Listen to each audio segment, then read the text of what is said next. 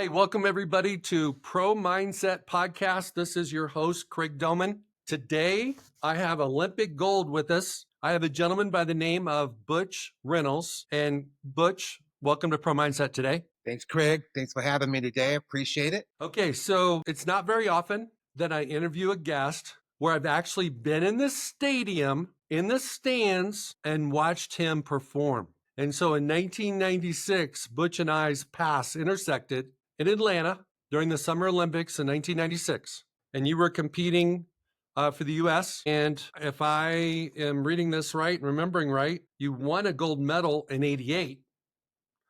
And in the 400? And the 4x4 relay, the team part. And the 4x4. Okay. That's when that's when the U.S. always seems to have four special guys that are fast as lightning that can win the 4x, the 4x100 and the 4x400. Okay.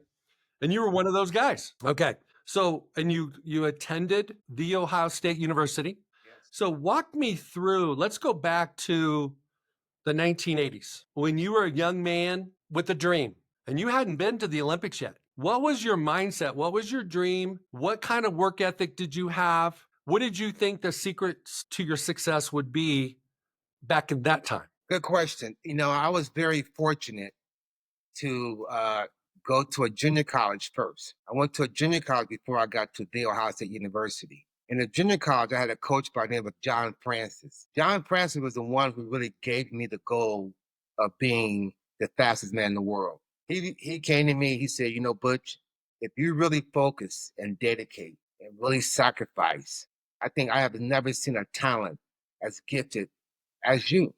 And I looked at the coach and I said, Coach, I just ran, the outdoor NJCAA national championship, which I won with a 45.3. And he said that he made me a sign that says 43.86 seconds, Harry Butch Reynolds, old record. He said, put this in your dorm room, and when you transfer to whatever school you go to, take it with you and keep it in your room as well.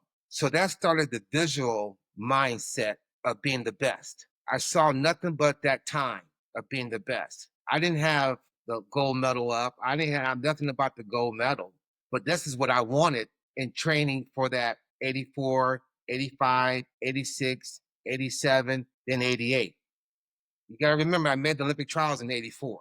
And that's when I knew, that's when he sent me that poster and said, this is what you can do. So in our career, in our goal, it's a 4 years before we have the opportunity of achieving what we are set out to do. It's not like a Super Bowl champion or the, NBA champion. Every year you can do that.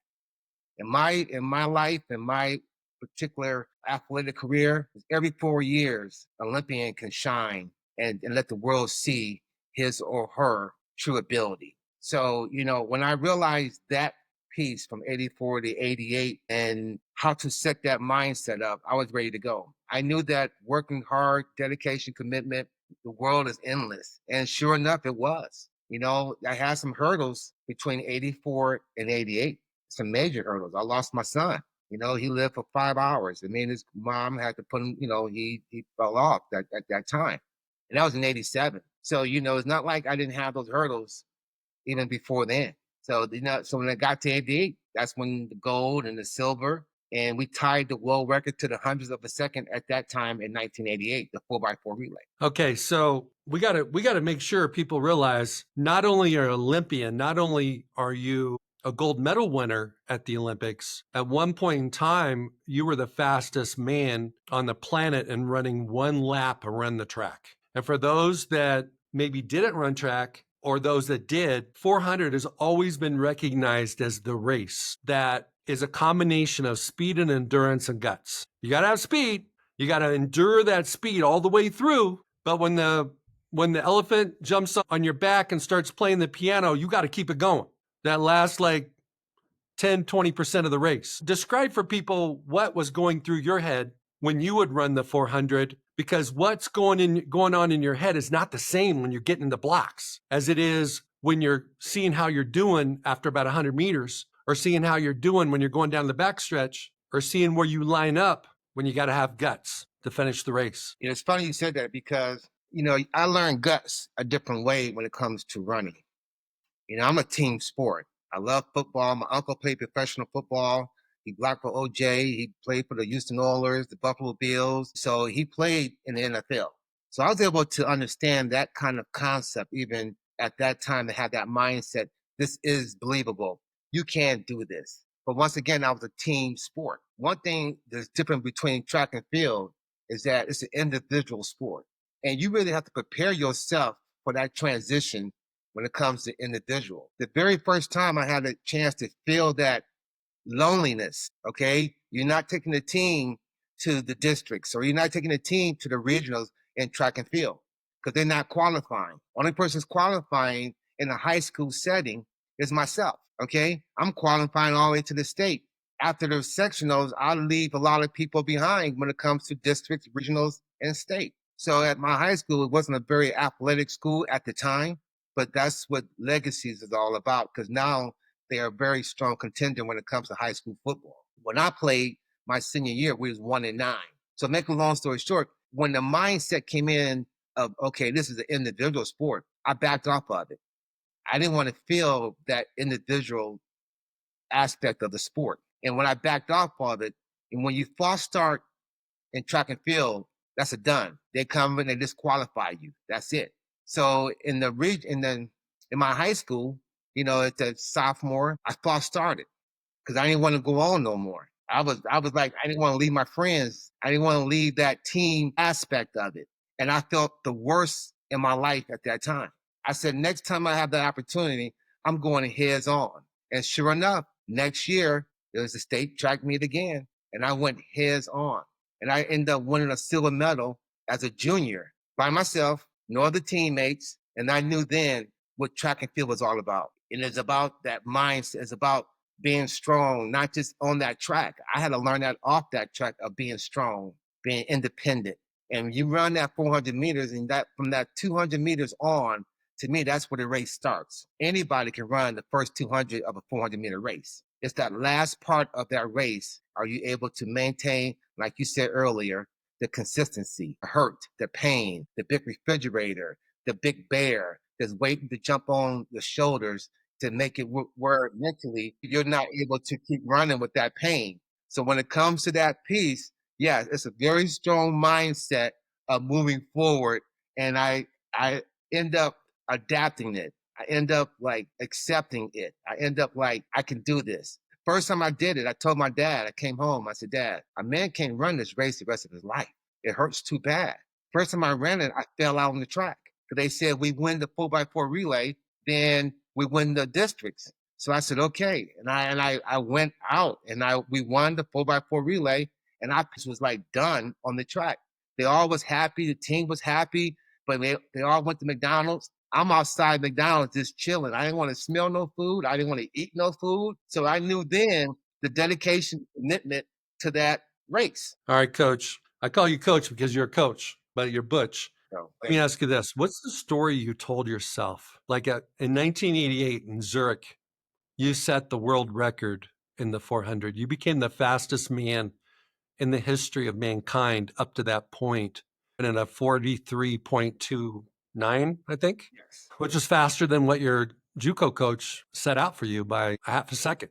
Okay. What is the story that you told yourself during those races that were elite races, that were world-class races, the world championship events? Everybody talks to themselves. They don't sometimes realize it, but every athlete's talking to himself. And when you run the 400, you don't have that much time. The whole thing's is less than 45 seconds, but you're talking, the communication down the backstretch, the home stretch, I should say. What are you telling yourself? How are you communicating about the pain that's real?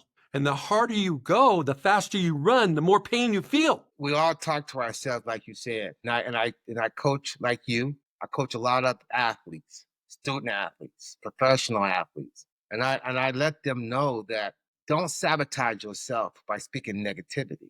You have to stay positive with your thoughts. I said, you have to tell yourself that you've been trained by an Olympian. You've been trained by a world record holder. You got to come in there ready. You got to say different affirmations that is going to make you ready. You got to stay away from the negative affirmations. You got to stay away from negativity and negative thoughts because you never know if my leg is sore. Okay. And you stand on that. No, you got to go with the race. And you still cautious of the sore leg or the sore muscle as you train. Don't get me, or as you compete. Don't get me wrong. But you have to stay focused on the positive affirmation. I can do this. I trained for this. Now, the sad part is if you didn't train for this, the sad part is that you was in a nightclub all week last week. Okay. That's the sad part. But if you dedicated and you sacrificed and you was committed, you won't have those type of thoughts because you wasn't there. So when you're in that block, it's a sense of truth now. You can't lie to yourself no more. This is the sense of truth now. Okay, so how do you train athletes to train their own voices so they don't self-sabotage, so that they give them positive affirmation, so that they feel confident when there's that unknown moment in the competition? And how do you get them to, because everybody that competes has succeeded and has failed. There's not, I mean, I don't care who you pick, LeBron, Tom Brady, you pick the dude, whoever it is. He's had really high moments, but he's also had disasters, disappointments. Tom Brady, they were undefeated. They were 18-0 playing the Giants, which was a wild card team, and lost. LeBron has been to 10, I think, 10 NBA finals. And he's lost like 6. And these guys are still unbelievable. So how do you train your people? How do you train your athletes to speak the most positive and the most love to themselves when it matters the most? Sometimes you have to give them a little bit more than actual words. So I try to give them a sense of what I call the dynamic warm-up. The dynamic warm-up is a warm-up that it will allow the athlete to breathe, to have confidence, because it's a routine. We did the dynamic warm-up 1,000. So when you get to a big race or you get to a big meet or a big competition and your warm-up, your breathing, it's the same. It brings you back to you and I. It brings you back to your hometown. It brings you back to your home environment. It brings you back. That dynamic warm-up gives you more fuel. It takes the nervousness away, makes you more confident without you have to even say anything. Then once you get through that dynamic warm-up and you feel comfortable, you feel, okay, Coach Butch is here, because the dynamic warm-up is moving you into that area. So then it turns automatically how you feel personally into a better positive affirmation, a better positive words. Then you start thinking what I would say to you, I'm the best. I'm ready. I'm here for a purpose. You trained to be here. You trained this. You trained for this moment. You're ready for this now. And I learned that piece through trial and error. Some kids, you thought it was ready, and they go to the combine workout and they blow it up. I'm like, what happened? Our practice combine is better than what you did when you got to the combine. Then I knew that it doesn't discriminate. It could be a professional guy. It can be a high school guy. They all go through that sabotaging of their mindset. So I give them more of a warm-up. I tell them all the affirmations that they need to hear and know. But I give them the warm-up.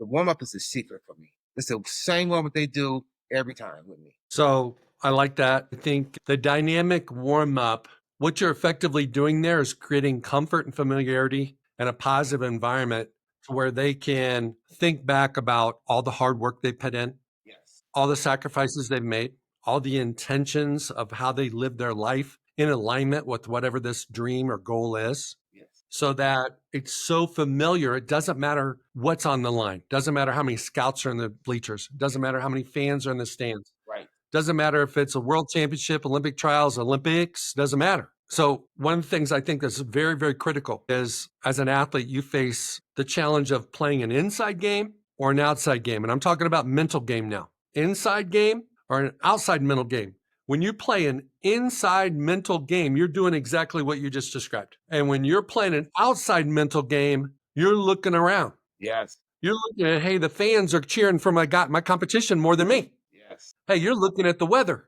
Yes. You're looking at the wind. Yes. You're thinking about the results. Yes. You're already thinking about where you're going to party that night after you hopefully win. So if you can play an inside game instead of an outside game, you can really embody who you are and what you've prepared to do. When you play an outside game, good luck. Does that make sense? Makes sense. That's it. Yeah. Okay, Coach. 1988, was a mountaintop experience for you. 1989, 1990, you're already, that's that quad that you're thinking about 1992. And, the way it works in sports, especially at the international track level, is they do drug testing because they don't want people that are taking things that make them artificially faster. NFL does the same thing. They do it once a year. And you tested positive for a steroid. Allegedly. And I'm sorry? Allegedly. Yeah. Okay. Let me say this. The first test came back and said that there was a problem.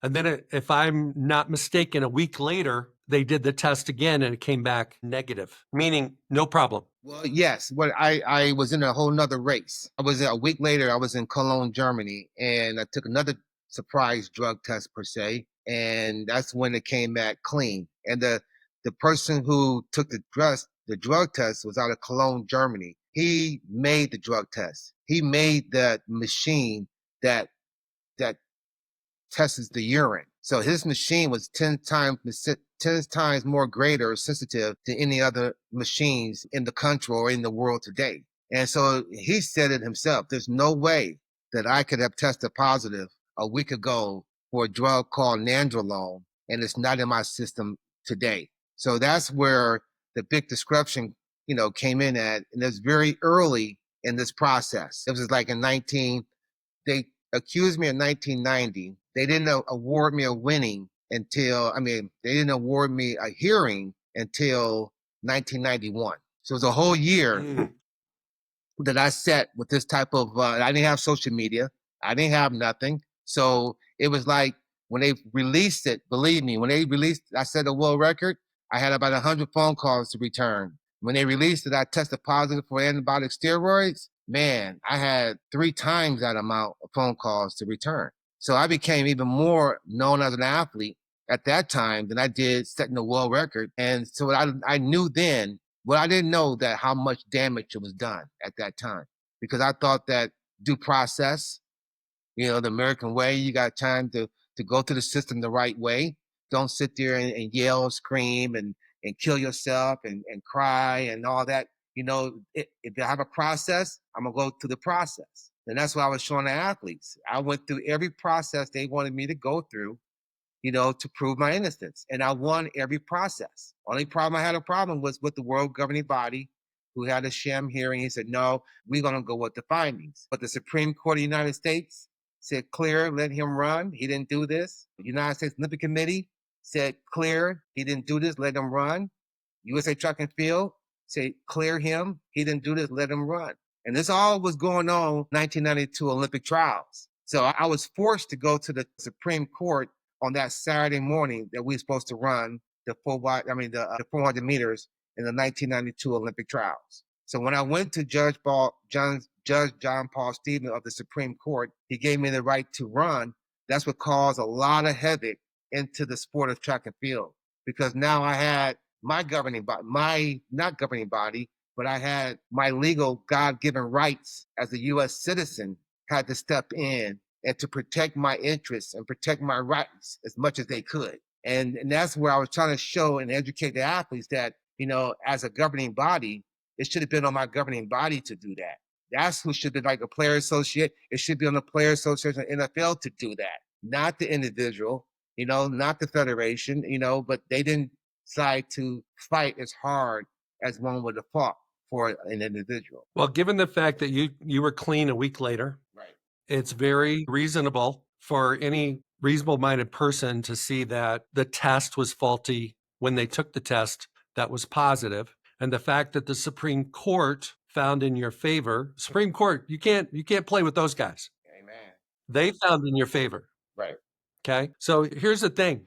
There are a lot of athletes that test positive because they took the drug. But there's also a lot of athletes over the years, and you're one of them, that tested positive when they didn't. And what I think has probably improved, one of the best things that's happened in the last 30 years since this has happened, 35 years now, is the integrity of this testing, because they'll have an A sample and a B sample. And so if A sample's positive, they just don't take it as it's positive. No, they test the B. It's the same sample. And so in the NFL, a lot of guys are protected. You weren't protected. No, I was. But a lot of guys are. No, I was. I had the A and B as well, Craig. Seriously, I had A and B, and they didn't match, but I was still suspended. They didn't match. So the B came back negative. Yes, no, not negative. Now, not negative. I didn't say negative. See, well, it's a conspiracy. What's a conspiracy? Is that there's no way that if I'm urinating in one bottle and it's a TE ratio, okay, TE ratio, they can't get through the TE ratio, testosterone epitestosterone ratio. Every bottle, every urine sample has it. It's going to be the same TE ratio as it is in bottle A, as in bottle B. Period. If you don't have the same ratio, something happened to that urine sample. That's what I can say Mm. by true and by evidence and by facts. Now, suspicious is the laboratory tried to put nandrolone in that bottle to make it look like it was my bottle, but they couldn't because the TE ratio wasn't matching up. And this is where they knew that they had tried to do this. And no. I have some great expert witnesses. I've been blessed by God to have people to look at the urine and decide, really concrete evidence of why this wasn't his and how you guys did something really shady to call this his urine sample. That's why I was awarded $27.3 million that I never saw a penny of today as well. So you're talking about one blow, you get another blow, and you get another blow, and now you got that blow at the end, and you can't run no more. You're over the age of really being able to compete at that level. But I'm still trying because what else am I going to do at this point? Everybody thinks that I was a drug user. Now, if I had 27 million, some people, they wouldn't care. They're still going to work with me because I'm a business. I'm 27 million. So they want to get some of that money, business wise. But if I don't have 27 million, what they want to do with me? I'm tarnished. Something about that Butch Reynolds name. I don't know what it is, but something about that name. It's different than another guy or another woman who takes drugs and they get caught and they come back and they say, I'm sorry, I did it. I apologize. I move on. No, not Butch. Butch is nothing to apologize for. What I have to do, like you said before earlier, is how do I get this burden off of me? How do I move on with my life knowing that this transpired? I got screwed over not once, not twice, but 3 times. And I'm a black man in the United States. It's already hard, period.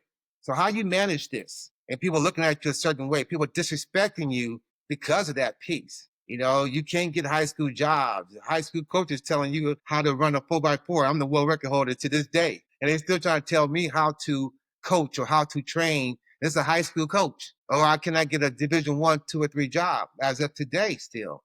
But then Coach Trust, like you said, was the Division 1 speed coach. Certain individuals going to give you, it's going to see through, the bull, and they're going to, respect what it is to respect. Certain individuals not. How do you handle that? You know what, though? You got to love everybody. That's how you handle it. I love everybody. I don't care if you like me or you don't like me. You think I did it, don't did it. It's not my concern no more. Just where I sit and who I am. I'm glad that I was able to meet a family. My daughter, when I met her, she's 1.5. Now she's 25 and she's an attorney at Jones Day. My son, same thing. I met him when he was 11. He went to Ohio State as well, and he's doing good. He's a businessman. And so I look at that as my true success. I look at that as, it's not about the world governing body. It's not about the false accusation. It's not about the $27 million. It's not about going to the Supreme Court. All those knowledge experiences, some good, some bad, but they're experiences. When you're raising your kids every day, that's a world record experience for me. Every day I get that feeling of joy, that feeling of achievement. So that's where I had to transition. And that's how I was able to accept, not having a 27, accept where my life went for the last 35 years. I had to accept it. And when I looked at my family, they didn't care nothing about no false accusation because they was 1.5. She didn't know nothing about no false accusation. She didn't know nothing about no gold medal, no world record.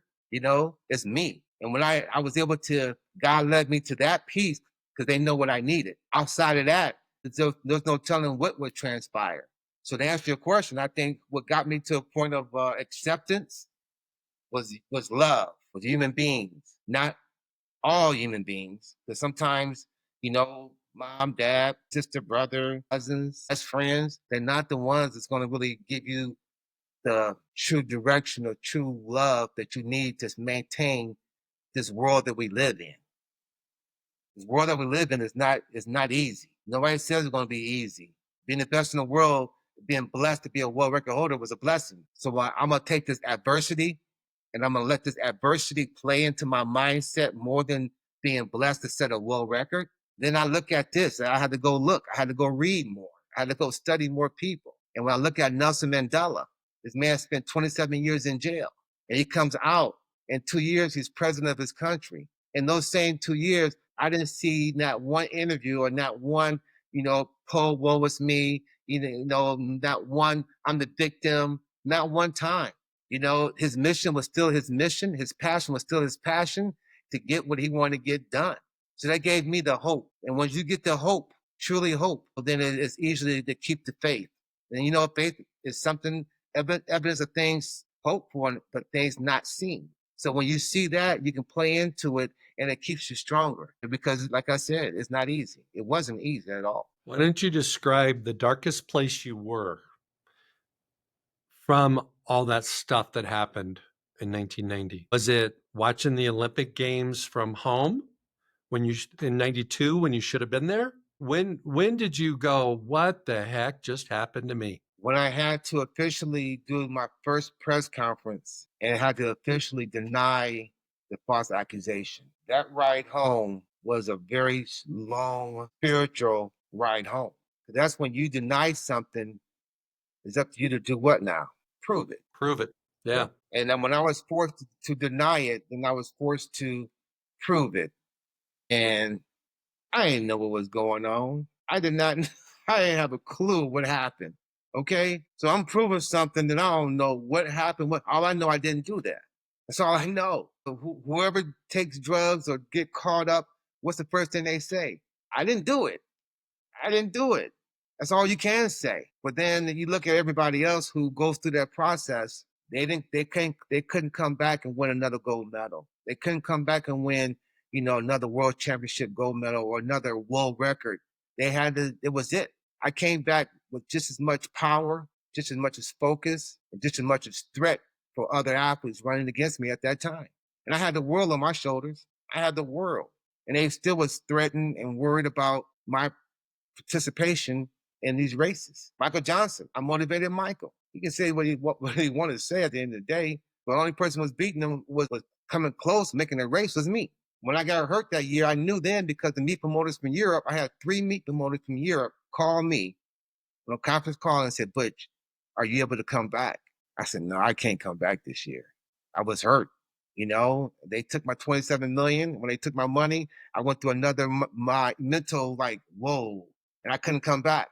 And they said, well, we're not paying Michael this money, so we're going to cancel the 400 meters in. So Michael had to run the 200.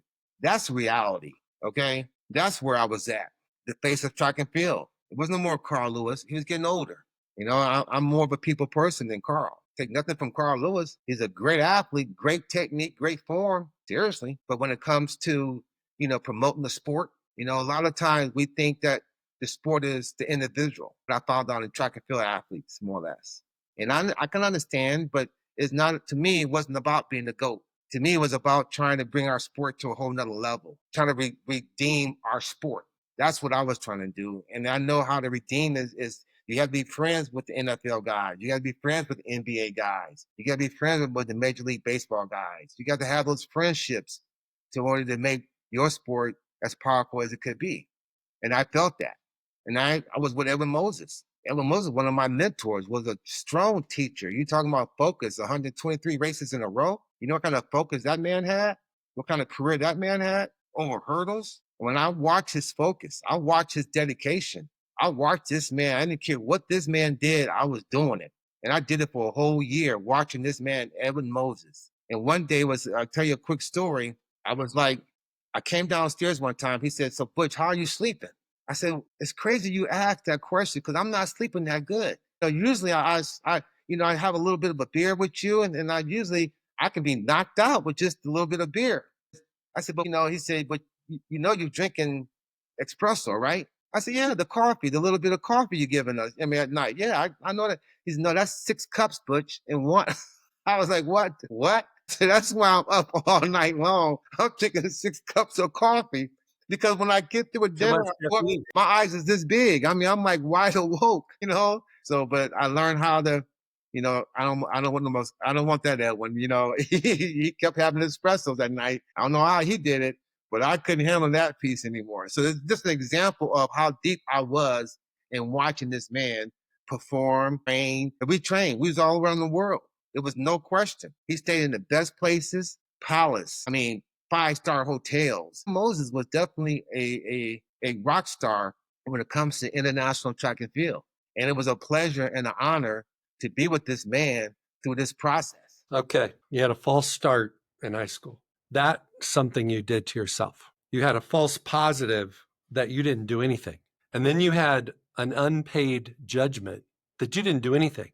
So when your racing career was over, and everybody always looks in the rearview mirror when their career's over and they reflect. Every athlete I've ever represented, they just kind of go through memory lane and, remember the good times and kind of like try not to remember the bad times. There isn't an athlete on the planet that doesn't have a few bad times. How did you frame and remember, like when you were in your young piece, when you look back on what just happened? And it wasn't, you didn't even have a motive. Most people that cheat, they got a motive. You didn't have a motive. You were the fastest guy on the planet. You didn't need a motive. To sign $1 million deal.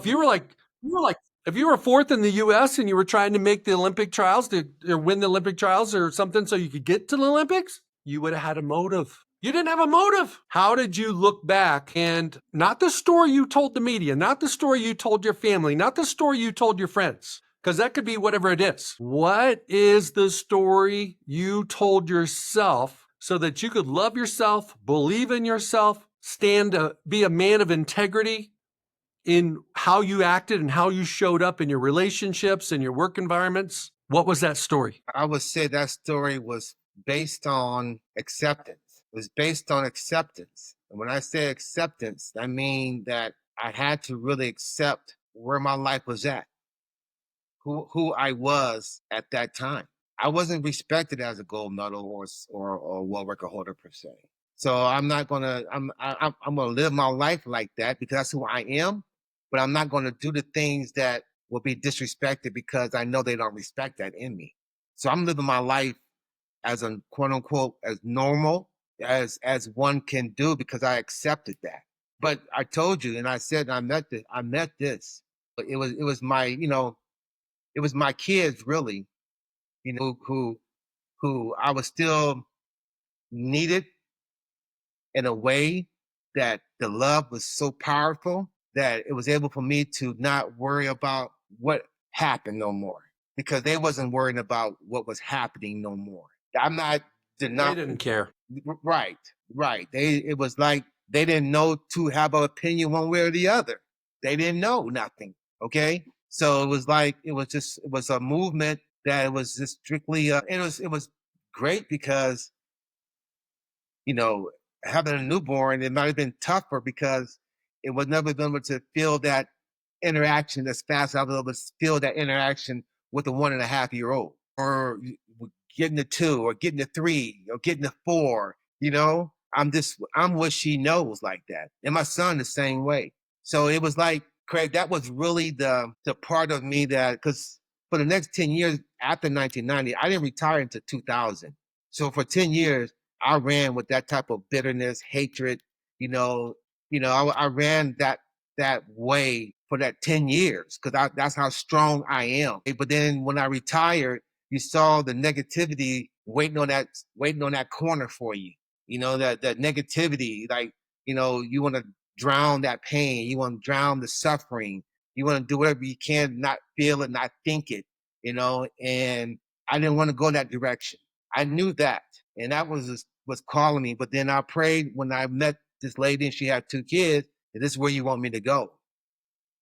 And I'm glad I did that because I wouldn't be probably sitting here talking to you today. It'd have been that story that nobody would never known about, but the damage was done. And this is what the Federation wants to see happen. And my motivation was not give them that satisfaction no more. They're going to respect me, period.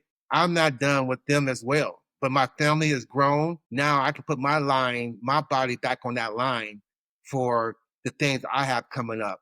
I have a patent that's going to change the evolution of how people teach speed. I have the Gold Medal Mind program. I have a booklet that teaches corporations and teaches individuals really how to have that gold medal mindset. through whatever adversity, whatever hurdles they got to jump in their life. I understand. I've been there. I lost a kid. I've been there. I lost 27 million. I've been told in front of the world a big lie that everybody in the world thought that I was a cheater because of Ben Johnson was 1988. Now here comes 1999. Here's a Butch Reynolds. This is what they do. This is what their Olympians do. So it was easy to believe. And I respect that as well. But I'm the wrong one. I told the Federation, you know what? I'm not going to go with it because I know I didn't do. I would die tomorrow if I was going to accept that part of it. I'm always going to challenge them to clear my name. After 35 years, I don't care if I'm 40 years old, as long as I have breath in my body, I'm always challenging them to clear my name. I don't want my legacy to go down that in the world governing body scene, yeah, he tested positive for 2 years. I don't think so.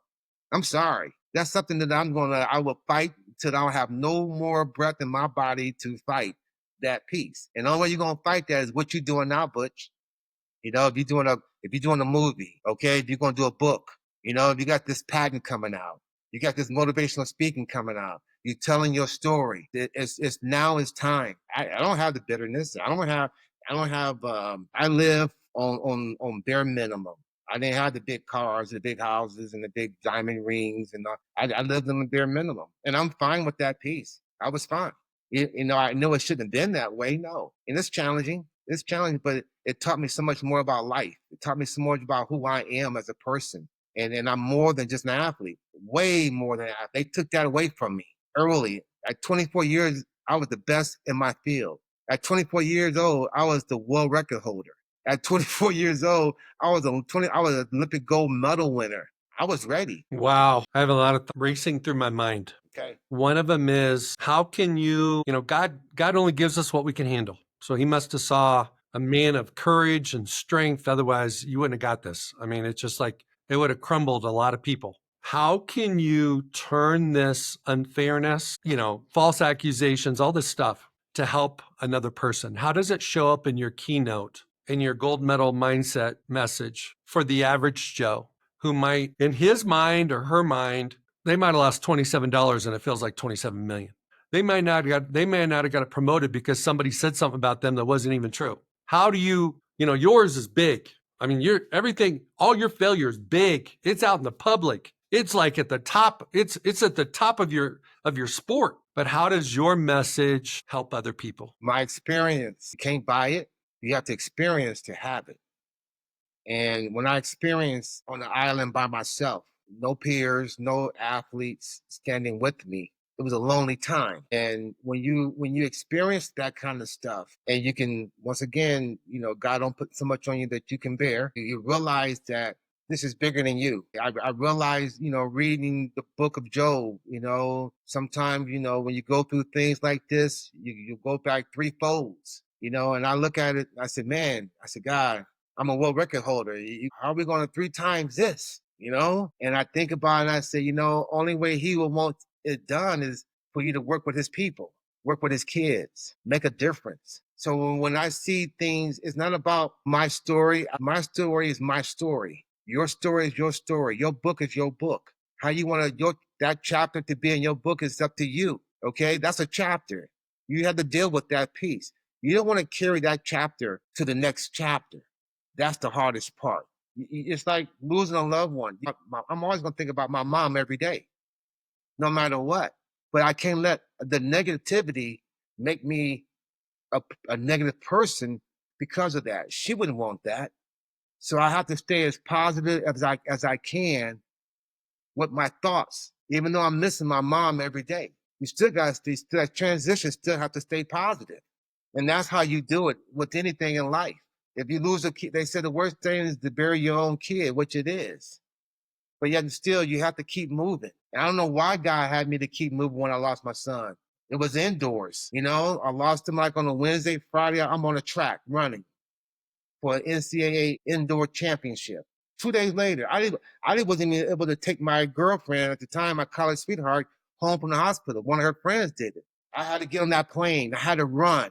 I had to keep moving. We could have stayed in that house, in that apartment, and I could have been poor woe is me, poor woe is her, going through that cycle.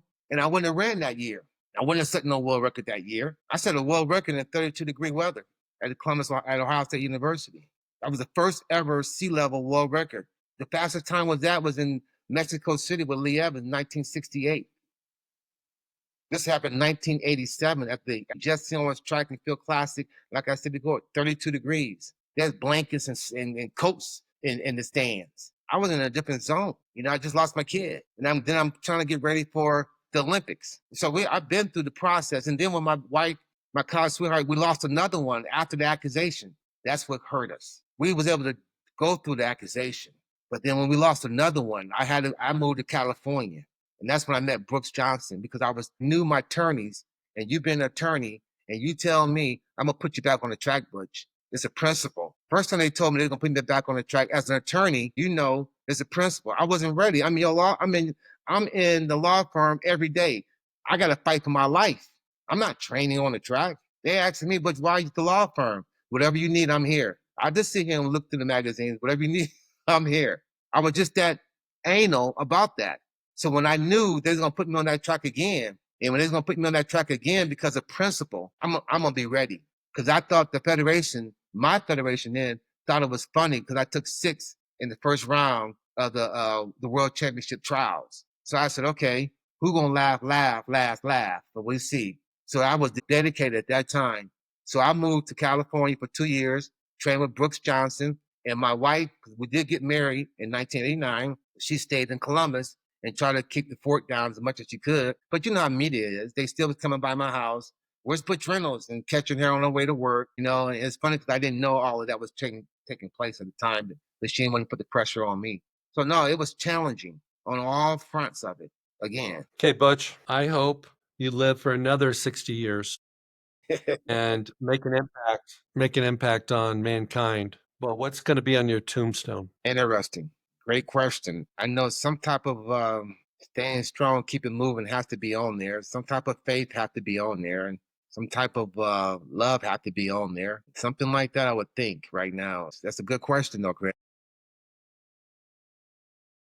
Well, that's for you to decide, but just listening to you today is that love wins. Love wins. Yes, yes. And even though you are partially defined by what happened in 1990, you're not living in 1990. No. You're living in today. So you moved on. I mean, just like Job, holy smokes, he lost everything. Didn't do anything wrong. Nope. You didn't do anything wrong. And, you know, you were 24 years old and you were the fastest dude on the planet. Right. And one thing that it really hurts me about the life of professional athletes is a lot of times their mountaintop experiences are in their 20s. And they have a hard time redefining their career and their life and their purpose after sport in their 30s and 40s and 50s and 60s and so on and so forth. But it sounds like through your keep moving, impacting young people, being a great dad, you have moved on. The pain is still there. I think it will always be there. It's like missing someone. You're always going to have those. People came. I don't want to think about it no more. I don't want to think about it no more. No. You're not handling it now. But you're looking at it differently. I know it's a part of my life. And I know people are going to have their opinions. Some people are always going to feel one way or the other. So people never will think that if they watch the documentary, if they understand what happened, there's no way the judge going to award me $27 million. There's no way the Supreme Court going to take this and rule in my favor if I wasn't telling the truth. Even all of that wasn't enough to change people's minds, to make them feel more, man, this guy here is truly American. Oh my God. You know, this guy here is truly an American. He represents USA across his chest. Okay, this is who I am, and I'm not feeling that. I'm not seeing that. But it's not gonna make me bitter though. It's not gonna make me upset because even though this is what it is, if I go out there and do something stupid right now, it's gonna be across your website. It's gonna be across your internet. You know, Butch Reynolds did this or Butch Reynolds did that on the negative side. But they ain't gonna say how many kids I work with. They don't say how many families I help. They ain't gonna say how many kids I put in college. They ain't gonna say none of that. They don't say the kids that I raised. They're not gonna say none of that. And I respect. I'm not doing it for them to say it. But they're gonna say what they want to say. If it's negative, something I do, yes. That's why I'm glad that I was raised the way I was raised with values, with morals, with ethics, because that's not negotiable to me. It never been negotiable to me. I'm gonna live on a righteous way is like anybody else. Is anybody perfect? No. God said, "Those who not sin cast a stone. No stones will cast." You can't say I'm perfect, but I know I'm not a cheater. I know that for a fact. I know I'm not gonna be lying about something as major as that. I'm not gonna be holding gold medals up and showing kids, knowing that I got it was unethical. I couldn't live like that. My gold medal, my silver medal, when I show the kids, because they like to show and tell. It's another part of getting to their minds. I use whatever I can to get to their minds. I show the Butch Reynolds World Record Race, the BBC version, the London version. When I show them that piece as well, then it helps bring me from 35 years ago to now. I'm now current. Oh, this is you? Yes, that's me. One thing about social media and YouTube, you can show the elementary school kids, the middle school kids, the high school kids, even the college kids who don't know who you are. And that's fine. Half my clientele don't know who I am. Their parents might know a little bit, but half my clientele don't know who I am. That's fine. It makes me feel more important because I'm not just an athlete no more. No athlete want to be just known as an athlete, first of all. Well, I was forced to do things outside the box to prove that I'm more than just an athlete. Amen.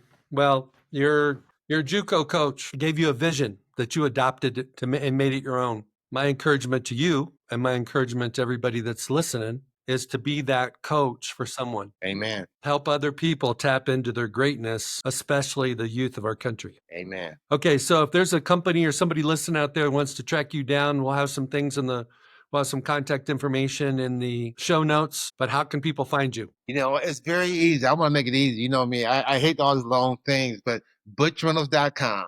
You go to butchreynolds.com and you can leave me a message, a note, and or a concern or a comment, and we'll go from there. Awesome. Thank you so much for being on Pro Mindset today. I appreciate it, Craig. Thank you. Hey, it's Craig Domann, the host of Pro Mindset Podcast. I want to thank you for listening or watching today's show.